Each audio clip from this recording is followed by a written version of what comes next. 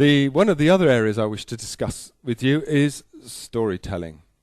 Organizations have the capability to tell stories, and they communicate by telling stories about various issues. I'm going to show you in a minute some of them. Storytelling is an important part of corporate communication. It's not something that just some companies do. This is what a lot of companies do. And they tell stories. Now, the greater the consistency of the communication and the authenticity of the stories, the greater the believability, the greater the involvement, and dare I say it, the greater the engagement with that particular corporation. Storytelling can be seen as myths and origins. Stories can be told about how a company started, what its principles are, and how it overcame the early difficulties and achieved success. And the example I put here is HP. HP grew out of two guys working in a garage. And the garage became synonymous within HP. It had great vibrance as part of their corporate culture. And in their recent difficulties, when they took over Compaq, there was a great move to go back to the garage. They went to invent instead. But what that did was to satisfy both parties, with those who liked the garage and those who wanted to proceed. But myths and origins, very strong issue. Secondly, corporate prophecies. Stories that make predictions about an organization's future, or stories that predict great things, great visionary ideas about how the organization is to develop. Another area for categorization for storytelling is hero stories. And these are about individuals or organizations who have overcome particular events, have been able to confront a dilemma that was facing the organization, and perhaps one individual has saved the whole organization from complete and utter disaster. To do this, I'd like to show you a particular idea associated with a recent incident that hit the world news.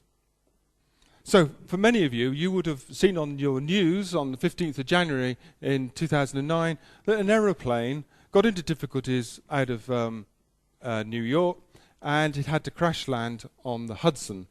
And as you can see here from what is being in front of us, the story unfolded. Unfortunately, we didn't have live film of that particular event.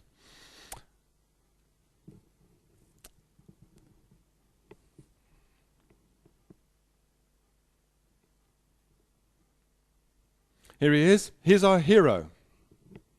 He's the hero of the airline. He saved all these passengers. He might say, and I believe he did say, that he was only fulfilling his professional duties. But what he did was a remarkable feat of flying.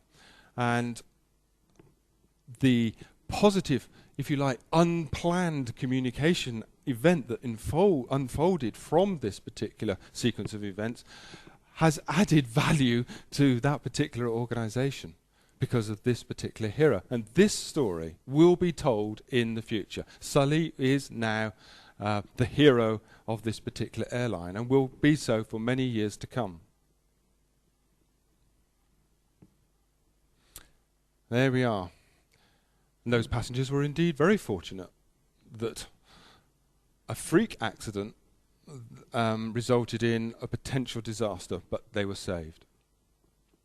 In a way, they diverted all the negative publicity and turned it into this hero story and got lucky, really, didn't they? Well, if you like, it was framed in a way in which the positive spin of this event was communicated to the world about the pilot and the airline. But it is a positive story. And we hear so many negative stories about events in what is purported to be the news. Here we have a positive story about something that's happened to other people. And I think that's a good thing.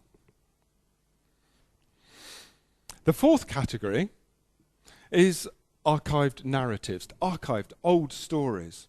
So the organization develops a collection of stories which it uses to trace its history and development through time.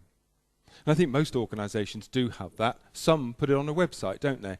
And they actually show through time how the significant events in the organisation's evolution.